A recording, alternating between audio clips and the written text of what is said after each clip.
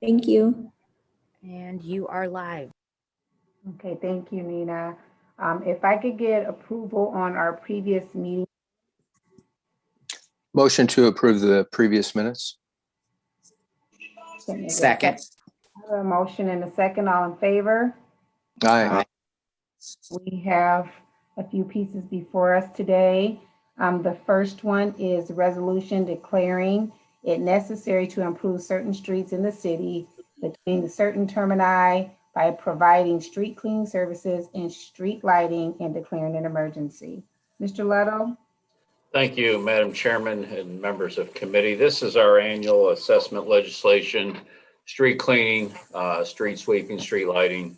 As you know, this funds the snow and ice operation, the LEAF program, and also our street lighting.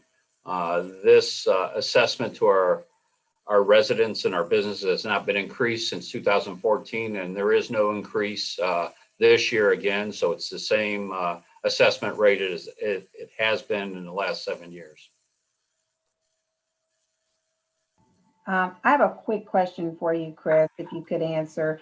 On Sure. the very last page of the resolution, the graph shows like lighting description and then sweeping description. It has like unimproved residential streets.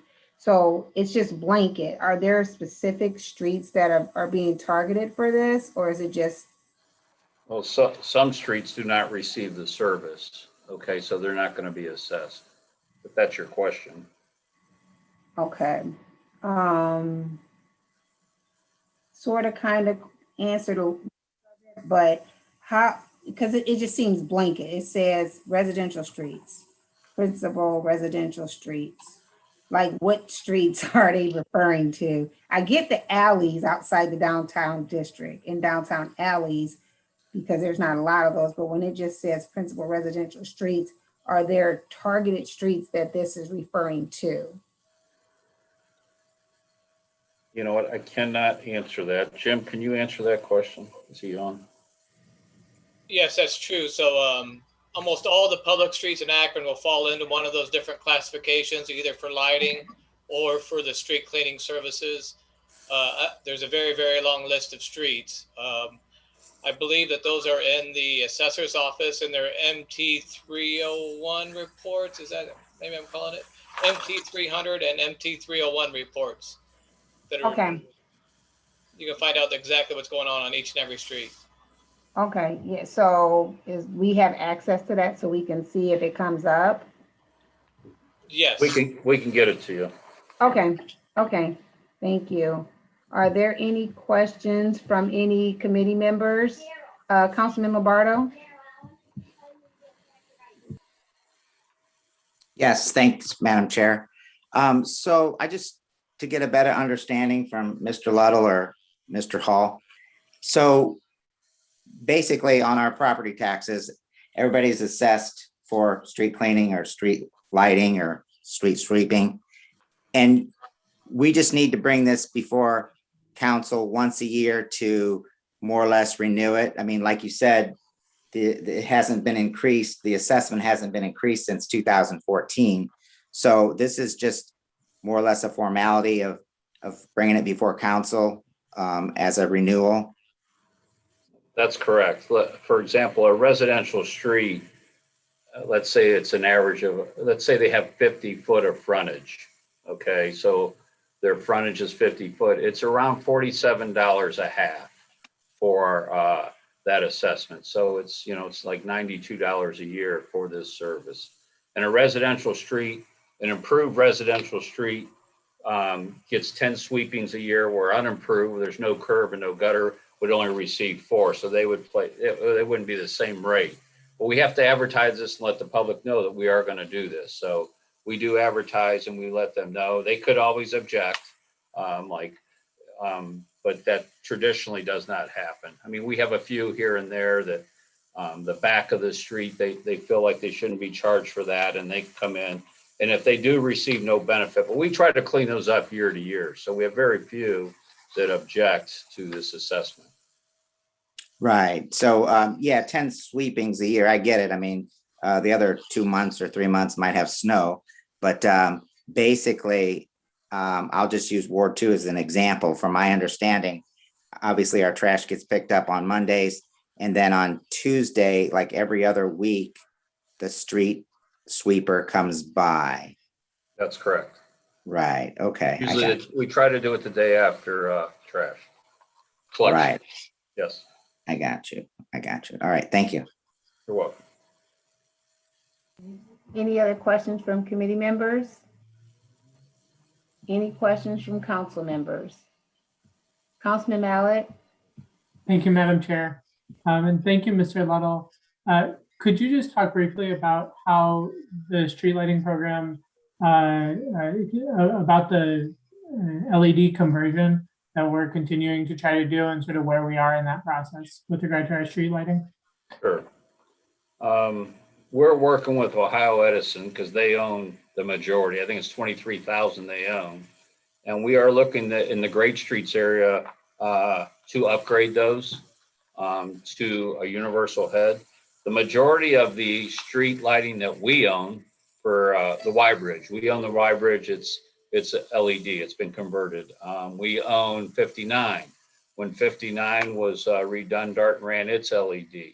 We're now looking at, and I think we brought this legislation before you, on the maintenance of 224, Route 8, and 59. We are looking to do a conversion of those highways that we have to maintain. They're not federal, to a LED lamp. We worked with ODOT, we saw what they're using, so it's all the same. So most of the stuff that we own, and it's not a big percentage of street lighting, is being converted over to LED. And we are working with Ohio Edison, and OID is to convert over, but it is a major undertaking, okay? So we are looking, because some of those, can you just change the head? Some, I think you may have to change the mast, depending on the age of the street lighting. Sure. Thank you very much for that information. Do you know, is there any way of guessing what proportion of the Ohio Edison owned lights are LED? I can get you that information because we have been doing some. I'll get you that. I'll send it to council what's been converted over. Thank you, sir. You're welcome. Do I have any other questions from council members? Councilman Lombardo?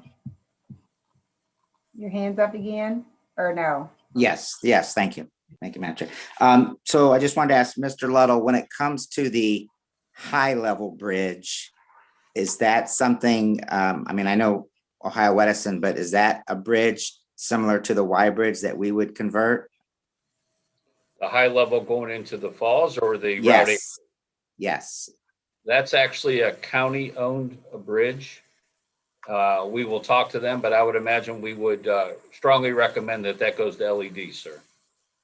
Okay. And then when it comes to lighting underneath a bridge, and an example would be, Gorge Boulevard by the beverage drive-through there, like lights like there, is that something that this is the city of Akron's maintenance, or is it still like an Ohio Edison lighting? It goes to who owns the bridge, okay? So that's Route 8 going over That's there. Route 8. We own, I don't know, Jim, can you answer, do we own that bridge over Gorge? I believe that the lighting would be under us. The bridge, I'm not entirely sure of, but I think the lighting, we have the lighting on State Route 8. Yes. Yeah, it's right where the Mike Pruitt Honda is too. Yeah, No, is that right? I'm sorry, Great Lakes Honda. right. I'm not entirely sure if that's a City of Akron, Ohio Edison, to tell you the truth, underneath the bridge. If Okay. it's our own, we will convert it over with LED as time permits. I know we've been trying to do a lot of that in-house to save money with our own staff. I know our own electricians just converted over 2 parks to all LED. One was in Firestone Park, Galena Park, I think, has just been converted over. And I believe they did one in Ward 3 that converted over the parking lot to LED. Okay, thank you. We'll figure it out. Thank you. Seeing that we have, do we have any more? I don't see any. Mr. Little, what's your pleasure? Consent's fine. Okay. If I could get a motion for consent? Motion for consent agenda. Second. Got a motion and a second, all in favor? Aye. Aye. Okay, our next piece is ordinance authorizing the Director of Public Service after publicly advertising for bids to enter into a 3-year contract for professional maintenance and asset management of city-owned water storage tanks and declaring an emergency. Mr. Leto? Thank you, Madam Chairman, members of the committee.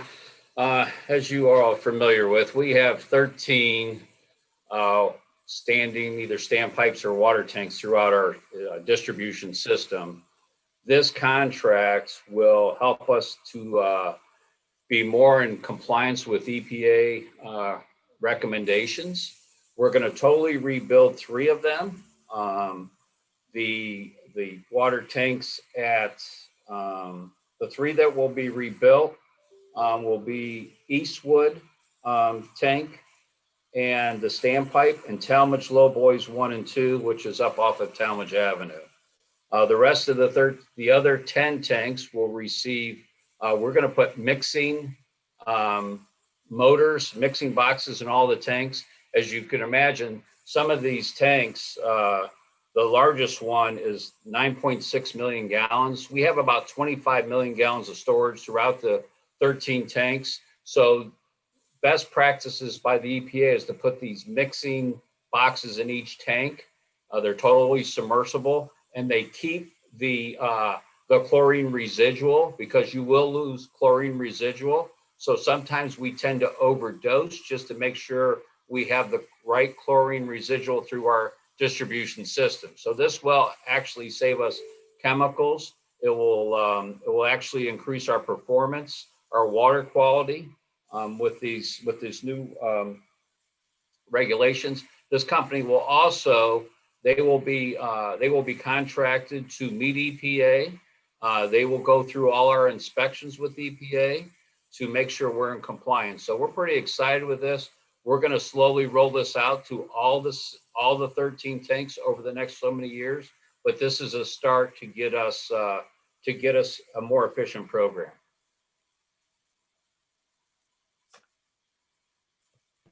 I have a few questions. Sure. So it doesn't say, or maybe I'm missing it, or I read through it a couple times looking for it says that we're going to enter into a contract, but is there a company already picked for this, or are you going to put this out for a bid? Actually, we went through an RFP process. We selected a vendor after we went through the RFP process last year. So we interviewed, I believe it was 4 companies, and we've picked a company to do this, yes. And because the amount is so great, can you send us over a sheet of the 3 locations for the water storage tanks, where they're going to be located, and the breakdown of how much each one is going to cost? Sure. Okay, all right. I'll send you a sheet of all the locations with their addresses and their capacities, and then the breakdown of the monies that are going to be spent. How's that? Okay, and if you could put the company on there as well that was awarded the RFP, I'd appreciate it. Sure. Yep. Okay. Councilman Lombardo? Thank you, Madam Chair. Mr. Little, as an example, another example of a tank, in Ward 2 up by Yellowstone and Whitestone, and there's Longstone back there, there's tanks back there. Is that what you mean? I know that might not. On Longstone, sir, we have the Talmadge standpipe, we call it. That's 1 million gallon capacity. Mhm. And then we have the Talmadge Heights. Also, it's the tank on the northwest. That's 4.3 million gallon tank. And then we have the Talmadge Heights number 3, which is also 4.3. Mhm. And then we have the Talmadge Heights number 4 on Longstone, which is 4.3 million gallon. So there's 1 standpipe and 3 tanks up there. Yes. But that's an example of what we're talking about. Those aren't the Yes. ones going to be repaired, but that's an example, right? Well, those are gonna go through a full renovation, make sure the ladders are okay. If they needed painted, they're gonna be painted. Some of these have lead paint on the outside, not on the inside. And then the Right. mixing boxes will be put in, okay? So, you know, you need special certifications to climb these tanks, to work on these tanks. The electrical is gonna be upgraded, so that's one example of some of the work that's gonna be done. Okay. And I don't know, did I miss it? This is 7.2 million. This is part of Over the 3 city's, years. but Over is this- 3 years. is this line item on the city's budget? Or is this Yes. some type? It is? Yes, yep. Okay. Water capital. Water capital? Okay, thank Yes, you. sir. Yep. Any other questions from committee members? Any questions from council members? Nope, not seeing any. Okay, Mr. Love, if you could get those items to me, I'd appreciate it. Sure. If you're okay with it, I'd like to put on consent until you're able Oh, to absolutely. Yep. know what it was. Absolutely. Okay, thank you. Sure. If I could get a motion for consent, I'll make the motion for consent agenda. Second. a motion and a second, all in favor? Aye. Okay, our next piece is ordinance authorizing the purchasing agent after publicly advertising for bids or obtaining quotes as appropriate to enter into a contract or contracts for the purchase of speed tables and miscellaneous supplies for installation of the speed tables and declaring an emergency. Mr. Ludlow? Thank you, Madam Chairman, and members of the committee. I'm sure you're all familiar with our pilot last year. We feel it was very successful. We had great feedback from our residents.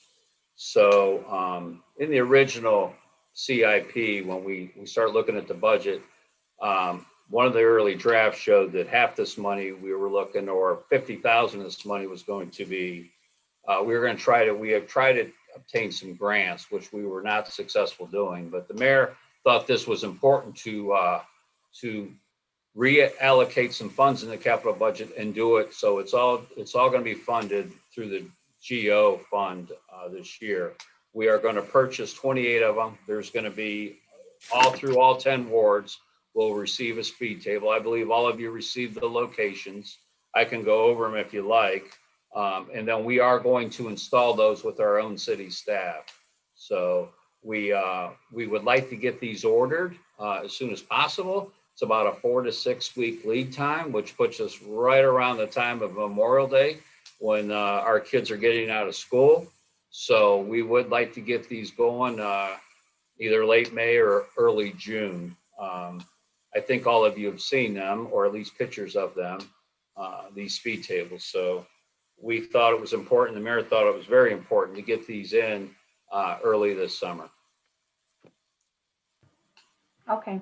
Any questions from committee members? Councilman McKittrick?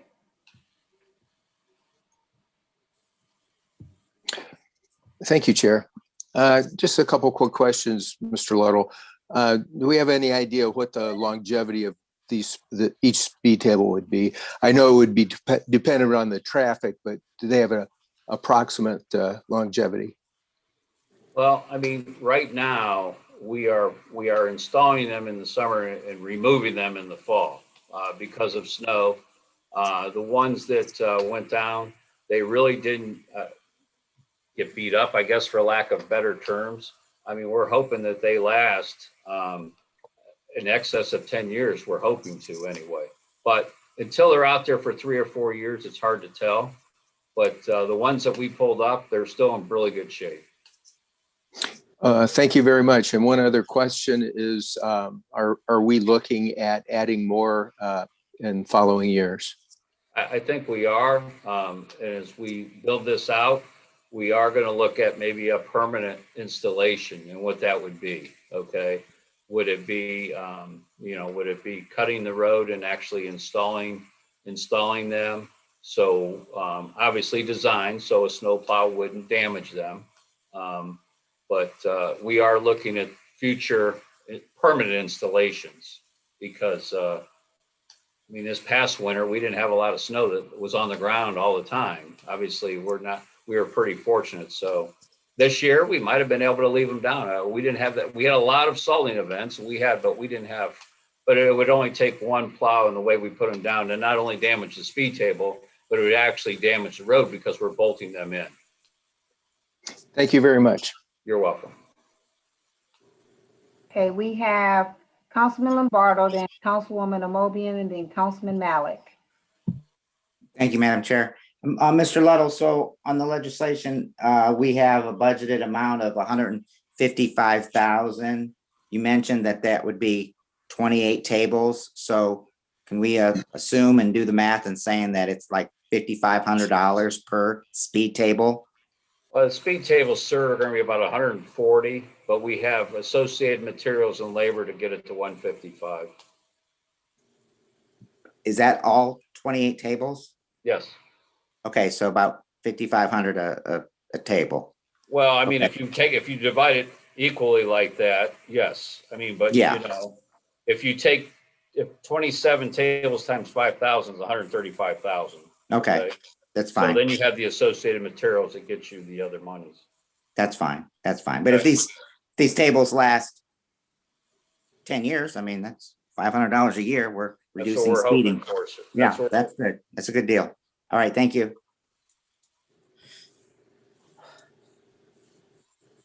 Councilwoman Amobian? Yes, Mr. Ludlow, just curious, it's probably a follow-up to Mr. Councilman McKittrick's question. What's the advantage of doing it with the tables versus a permanent concrete bumper? Well, I mean, the concrete would be different. I mean, majority of our streets are asphalt. So we basically wanted to test these and see what our residents thought first. Okay, so we did have positive feedback in the 2 wards, but we want to get, see what our feedback is in all 10 wards. And then how do we build this out? There is specifics that we have to follow by highway or traffic standards. And we don't want to create a nuisance to adjoining streets, obviously. But we wanted to see how our feedback goes, and we feel like this was the best way to go before we start putting them permanently. So if you go permanently, you're thinking about leaving the tabletops or whatever they're called? No, there? actually, if we find out, let's just say Main Street, and we're not going to put one on Main Street, but if we find out that it's very successful, then maybe we put a permanent one there. Then we take that Main Street table, the one we're buying now, and move it to another street. So then we test another location. I see. Okay. And the permanent one would go along with whatever the material you're using. Like if you use concrete on the street, it'll be a concrete bumper. Asphalt, it could be an asphalt bumper if you go that route. Exactly. Okay. Okay, thank you. Councilman Malik? Thank you, Madam Chair. Thank you, Mr. Ludlow. I think this is a wonderful investment. I know that, the folks on Shockalog really saw a lot of reduction in speeding last year from the pilot. And I appreciate that, this is being expanded so much. And I know that there's a lot of work that goes into coordinating with fire and with police and with OID and mayor's office and service department. So I think that we're going to see across the neighborhoods really positive impacts, I hope. And I just speak for some of the folks on Castle Boulevard that I do hope that we can look at making some of these permanent as we go forward. So thank you again. You're welcome. Are there any other questions from council members? No, I would assume you need a suspension of the rules, Mr. Ludlow. That would be nice, Madam Chair, just like I said, so we can get these ordered and get them going. Okay, I'll make that motion. And I'll second that. We have a motion and a second. All in favor? Aye. Aye. Okay, our last piece.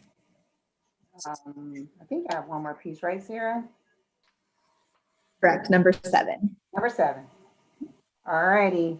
Ordinance authorizing the Director of Public Service and the purchasing agent to enter into contracts for the construction and purchase of materials for the maintenance of the Good Park Golf Course facilities, including sand, bunkers, and declaring an emergency.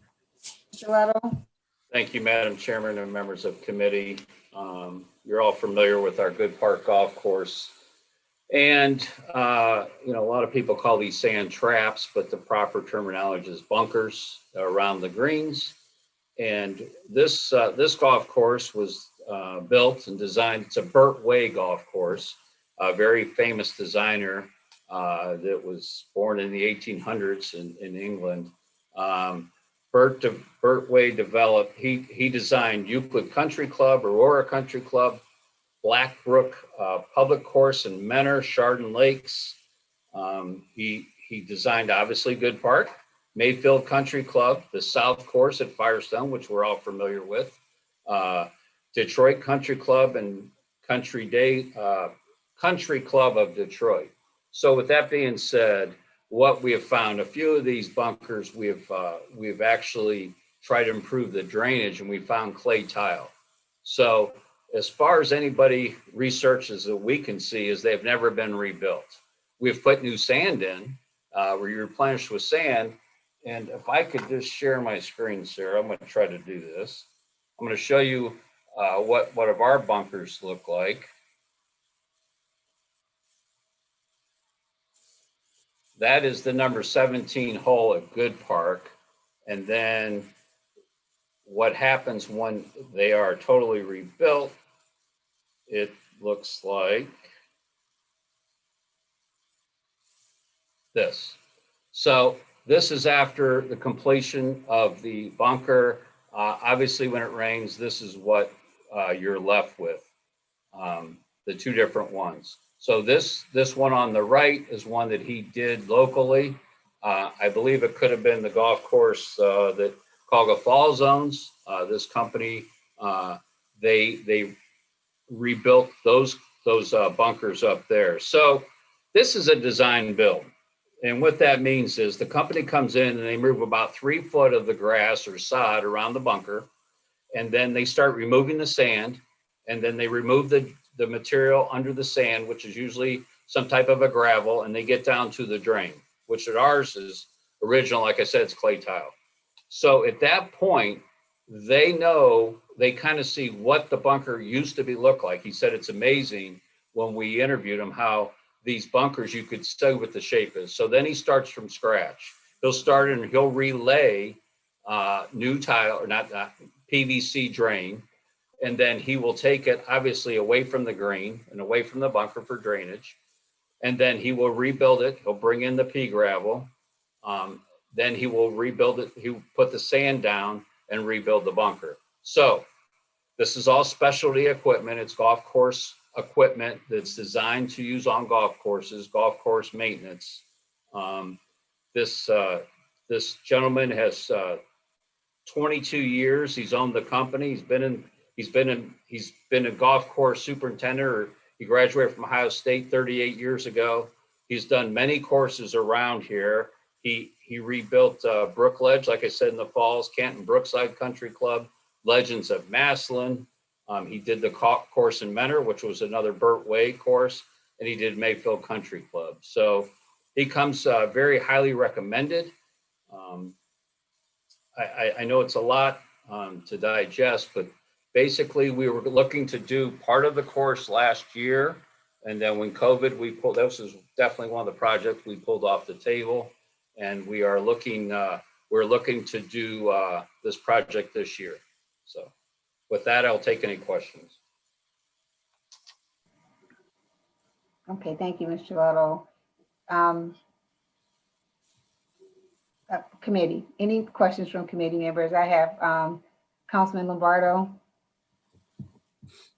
So, Mr. Lotto, we're not adding any bunkers. We're just like refurbishing the ones that we have there so they have better drainage. As your picture. Actually, sir, there's 27 bunkers up throughout the 18 holes, and we are removing 3.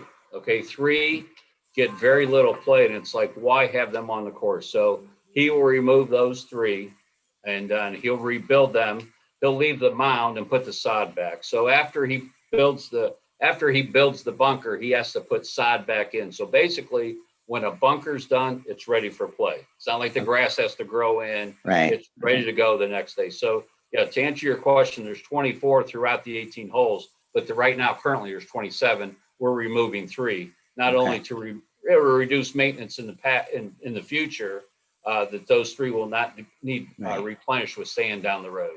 Okay, that's good. Just if you would do me a favor and ask him on 18 if he can move that bunker like 25 feet to the left, that would help me out. Do you want any Appreciate it. trees cut down, sir? I'm good with the trees. I just got sandballs, so thank you. Councilman Fusco? Yes, thank you. Having played out there quite a few times and on a routine basis, I've never been in a bunker, so this really doesn't affect me personally. But Mr. Lombardo, I would advise you to do this. This is what I do when I go out. If there's a tree that bothers you, just take a spray can and you paint the red dot in the middle of it. They'll take it down for you in a couple of weeks. So that works great. But all kidding aside, I'm asking about the cart paths and the primarily the cart paths themselves. You know, I think it'd be prudent for us to.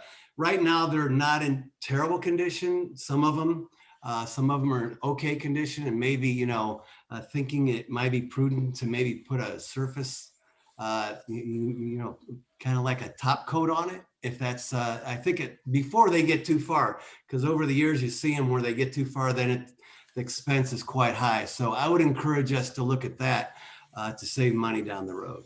So, We are, sir. We are, sir. Absolutely. Thank you, though. thanks. Do I have any more questions from committee members or council members? Not seeing any. What's your pleasure, Mr. Little? A consent's fine. Okay. If I you make that motion? Okay. I'll make the motion for consent. Yes. Second. Motion and second, all in favor?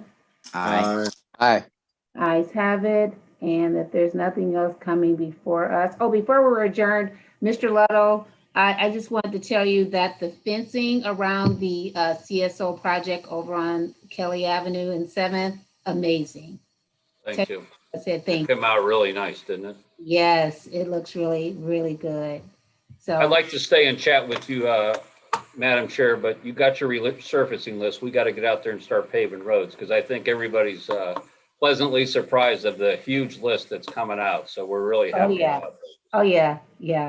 I can't wait for that. Make us look good while you all do all the work. All right. Have a good day. All right, Thank you you. guys, we're adjourned.